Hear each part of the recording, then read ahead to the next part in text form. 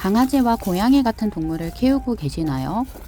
키워본 적이 없더라도 반려동물이라는 말을 많이 들어보셨을 겁니다. 종종 애완동물은 내 자식이다라는 사람들을 보셨을 텐데요. 과하게 보이실 수도 있지만 저에게도 유리는 제 자식입니다. 제 주변에도 그런 분들이 많으시고요.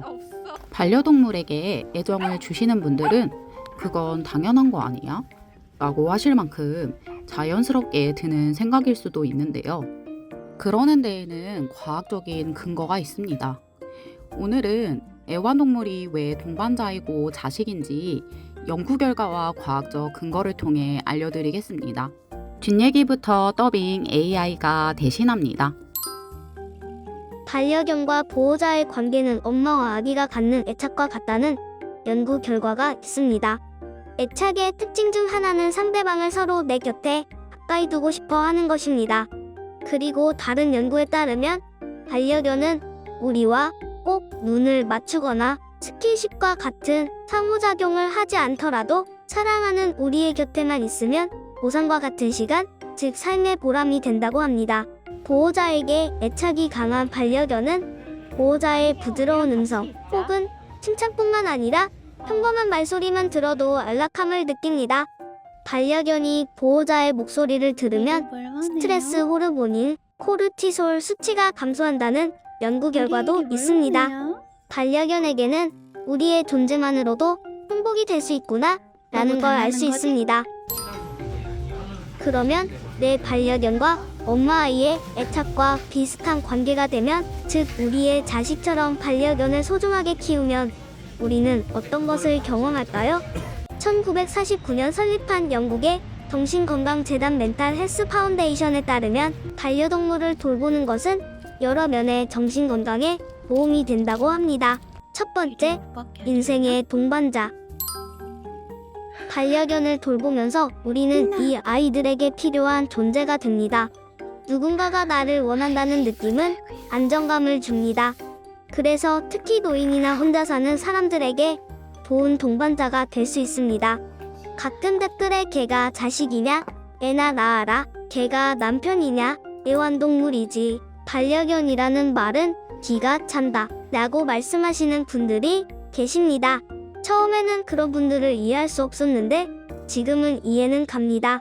그분들은 개를 키워본 경험이 없거나 키웠더라도 인생의 동반자와 같은 경험을 못하셨기 때문입니다. 앞에서 말씀드렸듯이 정신의학적으로 반려견과 보호자의 관계는 아이와 엄마의 애착과 비슷합니다. 이런 애착을 갖고 있는 반려견과 보호자는 서로에게 굉장히 집중합니다. 이때 보호자는 내 반려견이 현재 필요한 게 무엇인가 잘 살피고 챙기는데 그런 소중한 대우를 받은 반려견 또한 보호자에게 보답합니다. 내 보호자의 기분을 쉽게 알아채며 보호자가 하는 제스처에 따라 행동하기도 합니다. 반려견은 우리에게 매우 집중하고 계속 우리를 관찰하기 때문입니다. 이런 경험을 해본 보호자라면 반려견이 왜 인생의 동반자인지 아실 겁니다. 두 번째, 자신감 향상. 한때 저는 직장 두 곳에 출근하던 시절이 있습니다. 한 직장은 격일 출근이었는데 그날은 출퇴근을 2번씩 하는 아주 바쁜 날입니다. 그렇게 바쁜 5일을 보내고 나면 주말엔 빈 껍데기만 남은 기분입니다. 그 당시 일요일 아침마다 유리를 데리고 집 근처 호수공원에 벤치에 앉아 있는 게 삶의 낙이었습니다. 사람이 적은 한적한 분위기에 보온병에 싸온 커피를 마시며 호수를 멍하니 바라보곤 했습니다. 그때 아무 말도 하지 않고 제 옆에 함께 앉아있는 유리는 저에게 위로와 힘이 되었습니다. 그 당시 제 직업은 사람을 많이 만나야 하는 것이었는데 치열하게 바쁜 하루를 자신감 있게 보낼 수 있었던 건 저희 유리 덕분입니다. 세 번째, 신체 활동 증가. 우리는 자식같이 소중한 반려견을 위해 매일 산책을 할 가능성이 높습니다. 유리가 있기 전과 후의 제 일상은 천지 차이입니다.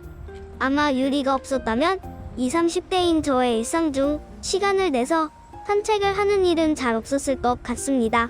가끔 피곤하거나 날이 너무 추우면 나가기 싫을 때도 많습니다.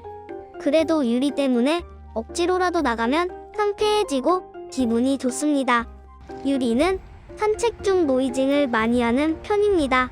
저 또한 그때 하늘도 한번 쳐다보고 종종 다른 동물들도 만날 수 있습니다. 이게 얼마나 힐링이 되는 시간인지 많은 보호자들이 공감하실 겁니다. 네 번째, 불안 감소. 불안 장애는 가장 흔한 정신 건강 문제 중 하나입니다. 불안 장애 중 하나인 분불안 장애는 대부분의 시간 동안 불안이나 걱정을 느끼는 것입니다. 영국인 20명 중 1명꼴로 분불안 장애를 갖고 있다고 합니다.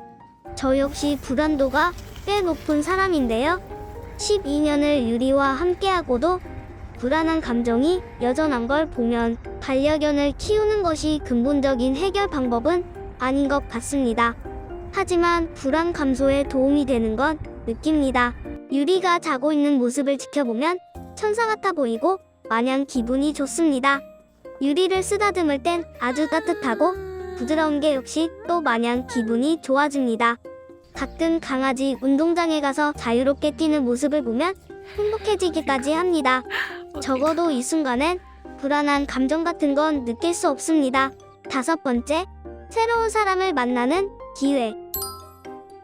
저는 운이 좋게도 결혼 전 30년은 한 동네에서 살았습니다. 근처에 사는 학창시절 친구들과 함께 다니던 동네 이곳 저곳, 어렸을 때부터 봐온 동네, 병원 선생님, 동네에 아는 사람들이 있다는 건 참 소중합니다. 결혼 후 남편 말고는 아는 사람이 없는 새로운 동네는 낯설고 불편했습니다. 그때 제가 자연스럽게 동네에 아는 사람이 생긴 건 유리 덕분입니다. 유리가 병이 있어 동물병원을 주기적으로 다녔는데 그 덕에 수의사 선생님과 미용쌤, 직원분들을 알게 되었습니다.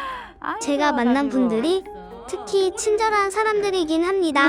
저희 유리를 예뻐해주시는 좋은 사람들을 사귈 수 있는 건 행복한 경험입니다.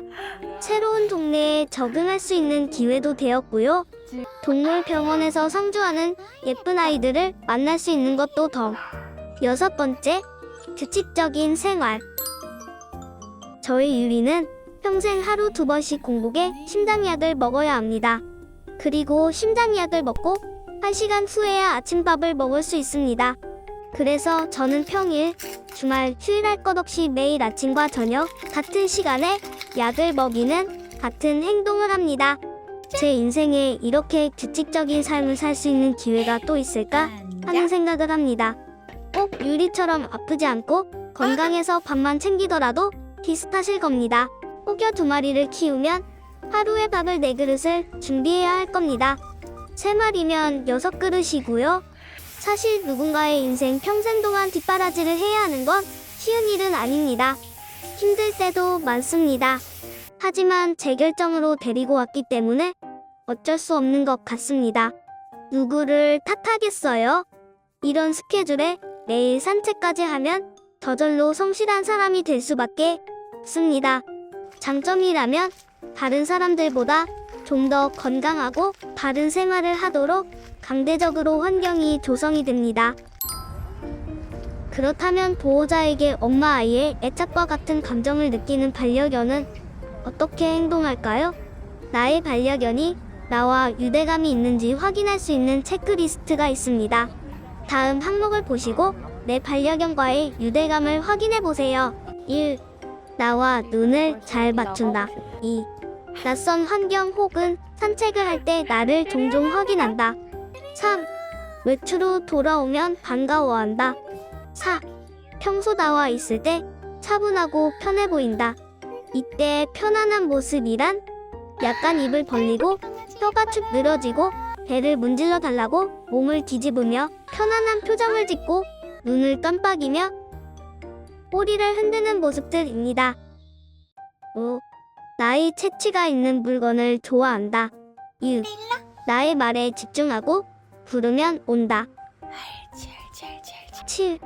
나를 찾고 찾아와 기대고 심지어 안아달라고 한다. 저희 유리는 6번 나의 말에 집중하고 부르면 온다를 제외하고 해당됩니다. 제 말에 관심은 있는 것 같긴 한데 먹을 거 없으면 잘 안 와요. 만약 오늘 제 영상을 보시고 반려동물을 키우는 게 마냥 좋아 보이신다면 이 영상과 이 영상을 참고해 보세요. 생각이 달라지실 수도 있어요. 구독하시고 같이 잘 키워봐요. 되게 귀엽지? 내 바지 신고 못 봐.